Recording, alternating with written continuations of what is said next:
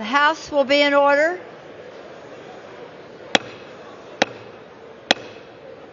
For what purpose does the gentleman from California seek recognition?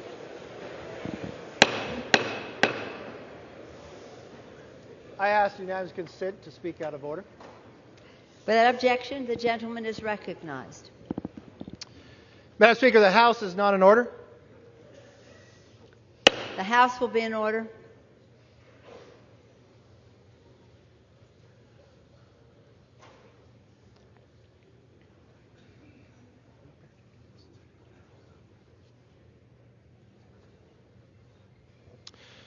Madam Speaker, I rise in the remembrance of Congressman Mike Fitzpatrick, who passed away 3 weeks ago after a 12-year battle with cancer.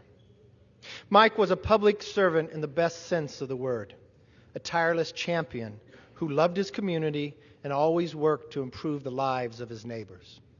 His long list of accomplishments, from the conservation of public land as a county commissioner to the creation of the National Cemetery at Washington Crossing, where he now rests, are achievements that any representative would be proud to have. But one cannot accurately capture Mike's legacy without talking about the kindness that motivated his 20 years of public service. Years ago, a county park officer called Mike about a homeless man who was living in the park and needed a place to stay. The shelters in town were full, and the park officer didn't know what to do. But Mike Fitzpatrick did. He let the homeless man stay on his couch for the night until he found him shelter the next day. Not everybody here knows that story, but those who know Mike, it comes as no surprise. Mike never stopped trying to help his neighbors, even after retiring from Congress and while battling a very terrible disease. He was focused on what the late columnist Charles Krauthammer called the things that matter, such as one's family and community. For Mike, politics wasn't a career, but public service was a never-ending commitment, a passion to do good that was rooted in values like patriotism and faith, and was shaped by his upbringing in Levittown. Certainly, Mike will be remembered for his willingness to cross party lines. That's fitting. He believed the measure of a person went beyond their partisan label. His bipartisan spirit has united this body many times before, and it's uniting us once again today, even in one of the most divided times in recent memory. He did not apologize for being a Republican or a conservative. But in truth, those were not the titles that mattered most to him. It was father, it was a Catholic, it was a brother. He was faithful and he was honest. He lived with integrity and honor. He turned the toughest moments in his personal life and career into examples of courage, grit, and grace. And most importantly, he never shied away from asking in the words of the old prayer, "Lord, make me an instrument of your peace." In this body, we remember people and their legacies by portraits. And I'm sure there'll be public memorials for him. But legacies of change last so much longer. In fact, it grows from generation to generation, like compounding interest or a snowball rolling downhill. Mike's legacy here in Congress and back home in Bucks County, there'll be more than tribute to one man. It'll be an eternal reminder of the values he stood for, the hard work, the faith in God, and never giving up. I want you to join me in expressing our deepest condolences to his family. His wife, Kathy, is here. His mother and father, Miriam and Jim, and we all know his brother, Brian, living in his legacy. May God bring this comfort and strength in this difficult time. I asked you to stand too soon. I apologize, because I'm going to yield to our majority leader to speak of Mike as well. I yield to the gentleman from Maryland. Madam Speaker, Kathy, members of the Fitzpatrick family, members on both sides of the aisle from Pennsylvania who know they've lost a dear colleague with whom they served. He served with honor. He served with civility. He served as an example. Madam Speaker, at a time when rank partisanship has become sadly pervasive in Washington, Mike Fitzpatrick shone a bright light of consensus building, civility, and respect. He was an example that all of us could follow.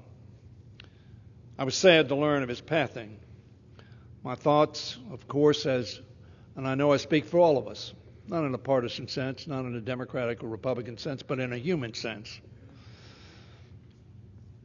are with his wife Kathleen, their 6 children, and his entire family, which includes our colleague, of course, Brian, his brother, who succeeded him representing Pennsylvania's 8th District. Madam Speaker, it speaks volumes that Mike had so many friends here on this side of the aisle in addition to his own side. I will tell you that the words that the Republican leader spoke could be spoken by all of us. That's because he looked past party label and saw in all of us fellow Americans drawn to service like he was, eager to do right by our constituents as he was. Our colleague from Washington State, Mr. Heck, shared a story about a bill he and Mike were working on together in 2013 when Republicans were in the majority. Mike was the lead sponsor. His party was in charge. But because the bill would have a better chance, he thought, of getting on the suspension calendar if it were a minority bill, he gave over the lead sponsorship to Denny, giving up the greater measure of credit in order to get the bill done. That's who he was. Getting things done. Not taking credit, but getting the substance realized. That was leadership.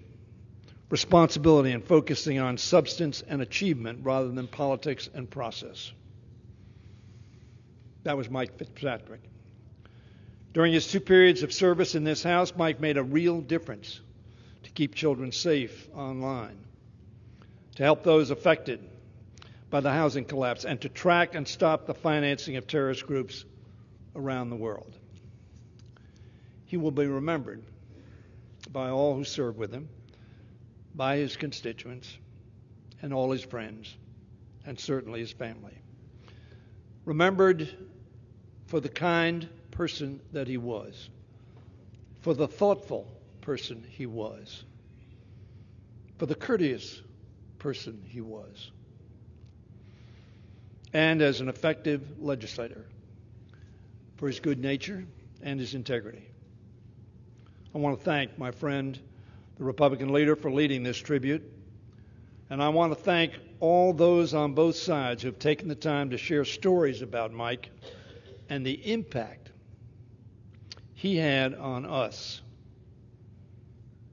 on this House, on Pennsylvania, on America. I yield back to the leader. Madam Speaker, I yield back. Gentlemen, thank you. The chair now asks all present to rise and observe a moment of silence.